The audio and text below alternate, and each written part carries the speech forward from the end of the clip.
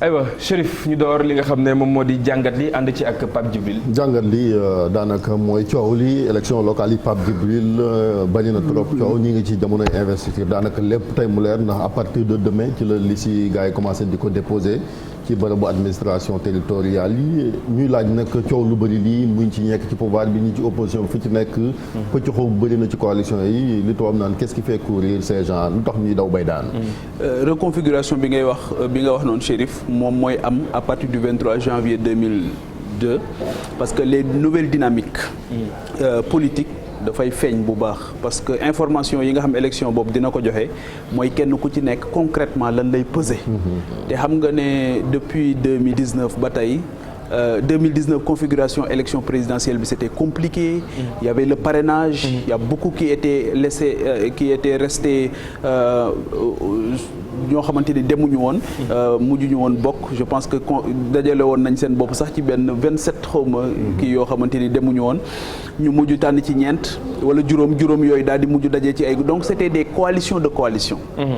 donc bii élection bii nag dina permettre ñu am une certaine lisibilité ci jeu bi même bu fekkee ne ay kii la ñuy demee ay coalition la ñuy demee mais la nouveauté dans cette élection là mooy population yi dañuy xam kii nekk maire bi d'avance donc ay këf kooku il faut que mu am notoriété il faut que mu am légitimité mais il faut que population yi gis ne kii kat daf nuru na ak ñun méngoo na ak ñun méngoo na it ak li nga xamante ni moom mooy suñu aspiration et je pense que ne loolu moom nekk fait boo xamante ni bu am solo la nekk ci élection yi nga xamante ni ci lañ jëm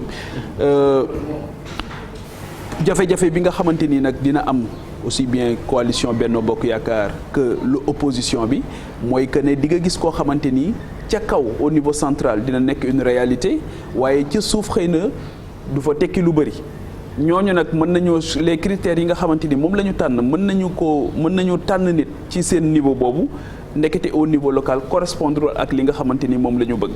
gis naa yu mel noonu fu bari.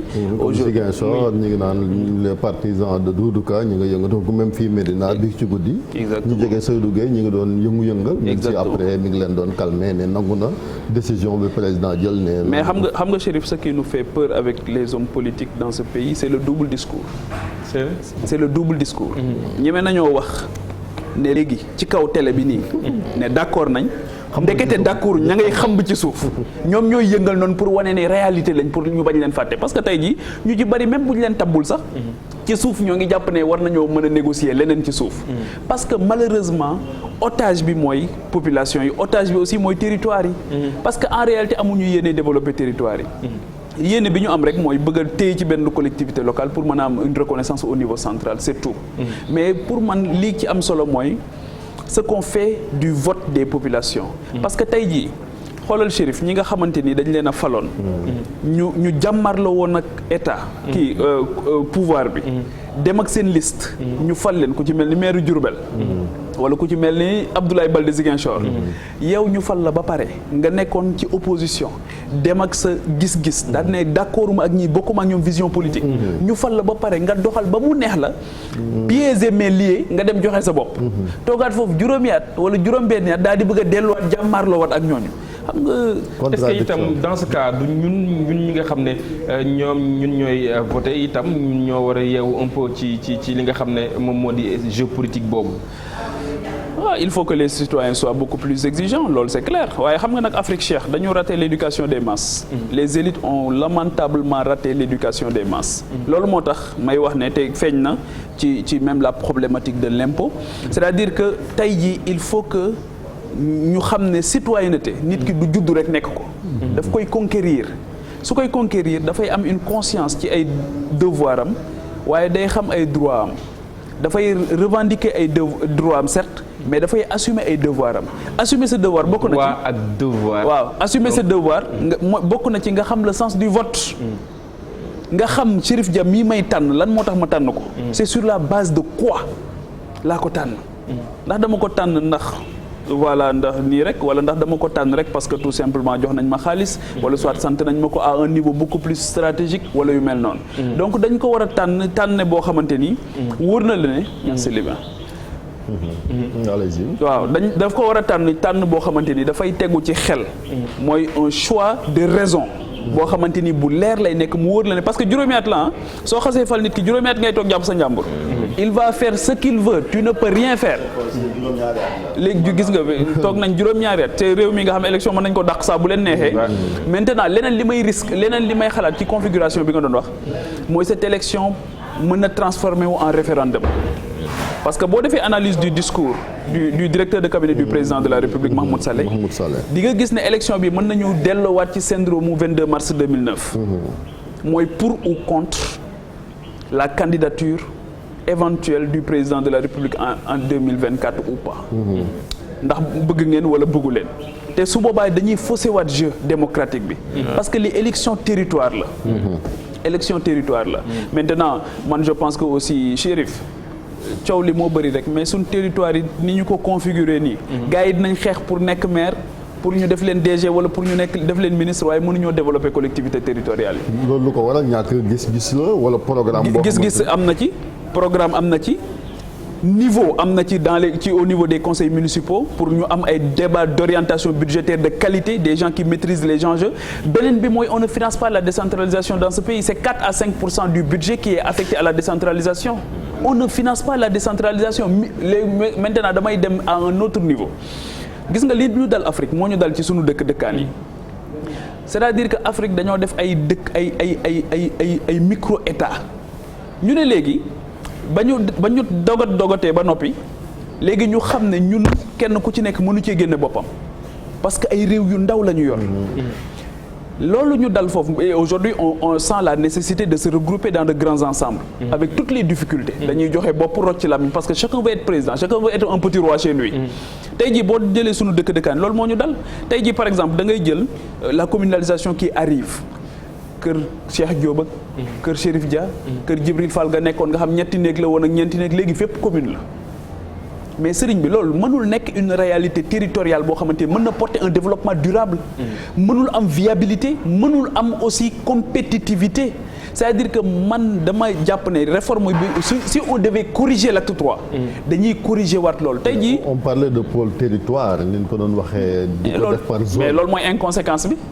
parce que def nañ communalisation intégrale ba pare mais le Ousmane Tanor Dieng waxoon yàlla na ko yàlla yërëm loolu laa jàpp bi ñuy def la réforme là en 2013 di ko yàkkamte c'était pour gérer les élections du 29 juin 2014 Ousmane Tanor Dieng ci la wax ne mu ne ni ñu précipité kii bi réforme bi il y avait une volonté manifeste de faire perdre à la coalition Benno Siggil Sénégal des collectivités locales yoo xam dañ ko conquérir en 2009 donc soubassement politique bi dafay dugg toujours tey jii par exemple boo jëlee tey Thiadiaye jël Sandiara jël Sessène nga jël zone boobu ba Ndiaganiao ba Fissel Mbadane mais zone boobu dafa mel ni ñoom ñoo bokk benn réalité territoriale mais ñooñu nga tey jii nan la waa Thiadiaye mën a envisager yenn politique yi te duñ ci ànd ak waa Sandiara wala waa Sessène mais xam nga lan la ñu indi fi mu ne benn rivalité sax ak benn kujjee boo xamante ni am na kan moo gën a gaaw a développer kan moo gën a finalement doo am cette continuité territoriale qui voudrait que yenn politique yi ñu d'accord ci léegi finalement bi ñu demee ba xam ne communalisation intégrale bi kat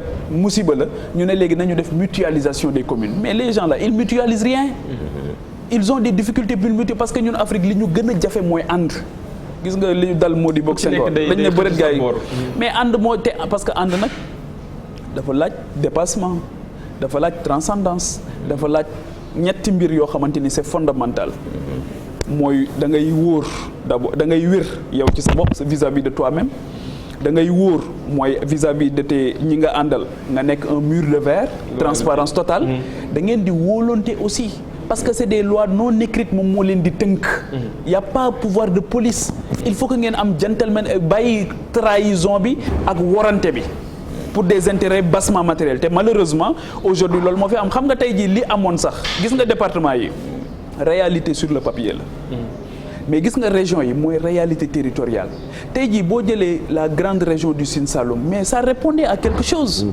am na lu leen boole woon tënk leen nga jël la Njàmbur am na lu leen boole woon tënk leen nga jël Bawol Kayoor nga jël la région du Sine Saloum yooyu dafa am loo xam nga jël Dakar la région du Cap-Vert dafa am lu leen boole woon mais tey jii ni ñu ko dogotee nii mais ça renvoie à quoi en réalité lan ça renvoie à quoi nga jël la grande région de la Casamance. Kolda nga jël ko boole ko ak Ziguinchor boole ko ak toute cette partie là mën na am une cohérence boo xamante ni tey mën na déboucher sur quelque chose de solide. te loolu nag gis nga tant que nanguwuñu financer la décentralisation. ba am au niveau de Kaolack un grand maire. am au niveau de Dakar un grand maire Khalifa Sall l'avait réussi. Il y avait de la planification avec Khalifa Sall au niveau stratégique au niveau de la ville. Et que loolu dafa amoon une déclinaison au niveau des 19 autres communes. Parce que tey jii même les 19 autres communes là. Mais ce sont les 19 coordinations du PS à un moment donné. Du Parti socialiste. Pour répondre justement wala satisfaire benn clientèle politique. 96 ñu créé justement ces communes là d'arrondissement qui sont devenues des communes de plein exercice ni nga ko waxee. Mais gis nañu aussi ba léegi ci xëccoo bi li ci gën a paradoxal mooy. maire yi la gars yi di xëccoo mais pourtant on a 45 départements à part xëy na Dakar Rufisque Dakar Pikine Kër Massar ak kii ñoom ñoo ci nekkul ay département ak Guédiawaye mais ñeneen ñi gisuma reyante bi amul foofu lan moo tax dafa amul enjeu wala quoi. waaw xam nga maire yi ñoo ëpp parce que département yi gis nga ko tey jii daanaka la plupart des présidents même des départements c'est des présidents fantômes du ñu fa toog tey jii boo jëlee Mbour le président du conseil départemental de Mbour. Sur les 16 communes. Sur les 16 communes aujourd'hui, est-ce qu'il arrive à Idrissa Seck le président du conseil départemental. Est-ce que aujourd'hui ils arrivent à faire est-ce que ils arrivent à faire bouger la machine du point de vue stratégique dajale leen nekk ki nga xam moo nekk est-ce que maire yi nangul nañ ko loolu liggéey boobu est-ce que ñoo ngi lëkkaloo est-ce que ñoo ngi waxtaan sur la stratégie est-ce que ñoo ngi wuti ay initiatives est-ce que ñoo ngi wuti ay ressources additionnelles pour mën a développer je ne pense pas que liggéey boobu ñoo ngi koy def donc compétence en réalité sunu décentralisation bi on a beaucoup plus transféré des soucis des problèmes que des moyens donc loolu moo tax mën nga faa nekk nag di amuser la galerie. di am na ci yoo xamante ne est-ce que amul dara parce que comme ni nga koy xëccoo bi li tax gars yi mu jaral leen seen bakkan. waaw mais parce que dañu bëgg reconnaissance au niveau central boo téyee ci dara téye nga ci loo xamante ni mën nga ci faire chanter le ki nga xamante ni moom moo ko yor d'autant plus que aujourd'hui ñi nga xamante ni aussi ñoom ñoo nekk à la tête de nos États là.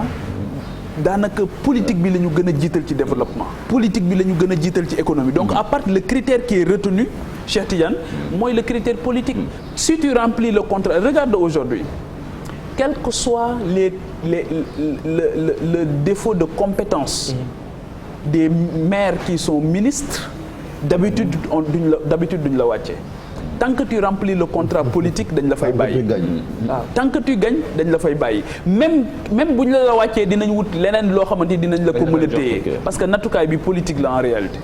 donc kon choc des ambitions personnelles bi nga xam ne moom la ñuy nemmee ko donc loolu daf ñu war a tiital wala ça doit être quelque chose de positif. mais c'est pas positif parce que parce que guerre d'ego la.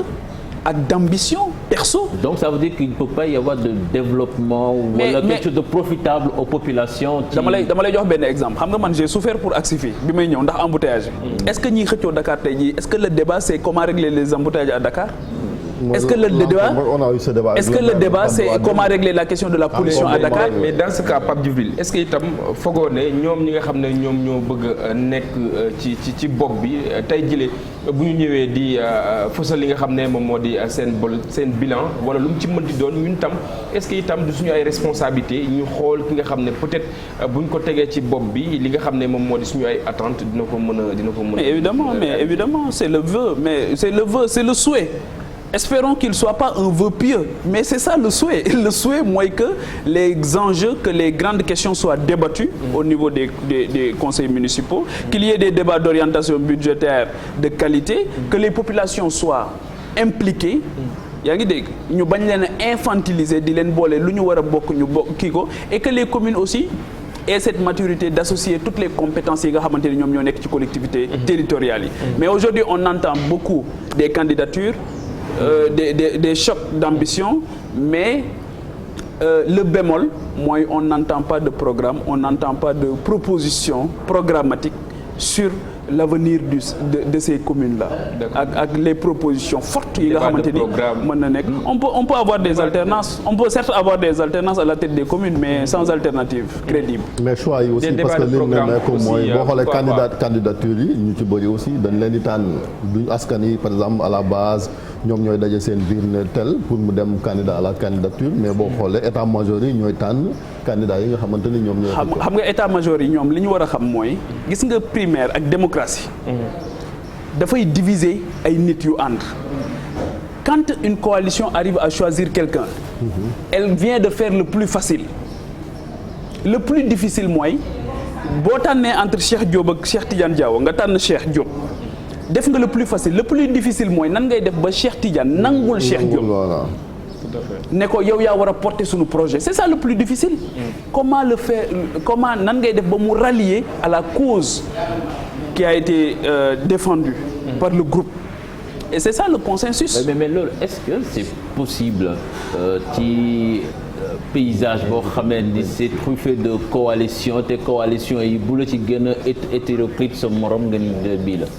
oui hybridité bu métti moo fi am li nga wax dëgg la c'est-à-dire que coalition la yoo xam finalement doo xam sax lan moo leen boole. doo xam lan moo leen boole doo xam ndax idéologie la doo xam circonstance la moi je crois beaucoup à la circonstance c'est des coalitions circonstancielles wala des coalitions tactiques wala stratégiques wala des coalitions électorales. des coalitions électorales. wax là soo ñëwee dégg par exemple Abdoulaye Baldé nekkoon ak njiitu réew mi pendant tout ce temps nga dégg ko au dernier moment mu ne la ma ngay waxtaan ak kujje gi. comment est-ce qu'il va être vu. oui mais xam nga quand et puis foofu sax dama fa gis erreur de communication xam nga quand Baldé dit quand il se sent trahi c'est par rapport à quoi. lui oui mais ça doit pas mais warul fonctionner noonu. parce que bu fekkee ne nit ñi dañ la wóolu aussi dénk la. tabb la jël seen confiance placé ko ci yow mais amuloo droit négocier légitimité boobu. contre rien au monde amuloo droit bi. c'est-à-dire que et c'est là aussi c'est là où le bas blesse. te Baldé avait une légitimité. En 2009 quand il gagne la ville de Ziguinchor c'était chaud à l'époque avec Wade. boobu daanaka ñi àndoon ak Wade ñi ci gagné woon les grandes villes bariwuloon. Kaolack Kaolack ñàkkoon nañ ko. ñàkk Saint-Louis ñàkk Dakar. ñàkk fu bari mais lui il avait gagné en 2014. contre Robert Sagna. waaw contre Robert Sagna. vingtaine d'années en 2014. bu pexee ñoom Macky Sall sotti woon Baldé du gagné élection yooyu. il gagne mais soo gagné ba pare reste cohérent avec ta logique. c'est comme Malick Fall à Diourbel. ah mënoo gagné ba pare nga ñëw toogaat fii kii joxuñu la liñ la digoon xëy na. nga de kii. ñoom ñëpp y a beaucoup de kii ay Ablaye Mbaaw après ñu ñëw ci mouvance bi geddaat génnaat donc muy comme ni nga wax problème yu difficile. Mirabeau dafa wax ne on peut tout soutenir sauf l'inconséquence. tout. mais donc ça te fragilise en quelque sorte. ah ça te fragilise. mais ça ba pare booy dem d'habitude booy dem dafa am ñoo xam duñ ci ànd. parce que dañuy jàpp ne li la indi fii ñoom ñoo ko liggéey. et que dem bi ngay dem mën nañ cee bañ a gis seen bopp. wala ñu jàpp ne sax demoo pour l'intérêt général. et d'habitude loolu la booy dem gars yi day am ñoo xam dañuy frustré wu dem bi nii daanaka transhumance mooy éclater parti. waaw dem bi booy dem. mënoo yóbbu ñëpp. ba pare problème bi mooy tey jii boo demee ba falu. capacité bi ngay am pour laajaat les uns et les autres. ce qu'ils pensent de la décision bi nga nar a jël loolu mooy jafe. loolu mooy indi rupture de confiance bi nag. entre les acteurs politiques. d'accord merci beaucoup Pape.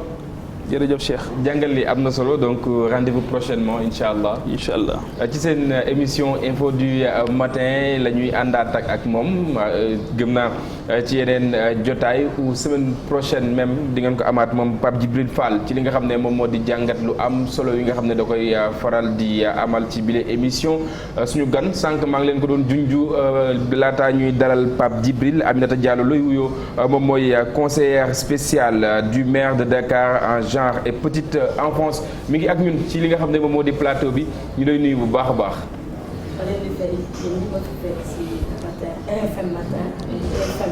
Info matin. C'est la même chose. fay bu baax. léegi-léegi daañu amal ab waxtaan wu yaa ak moom itam ginnaaw bàkk bi léegi-léegi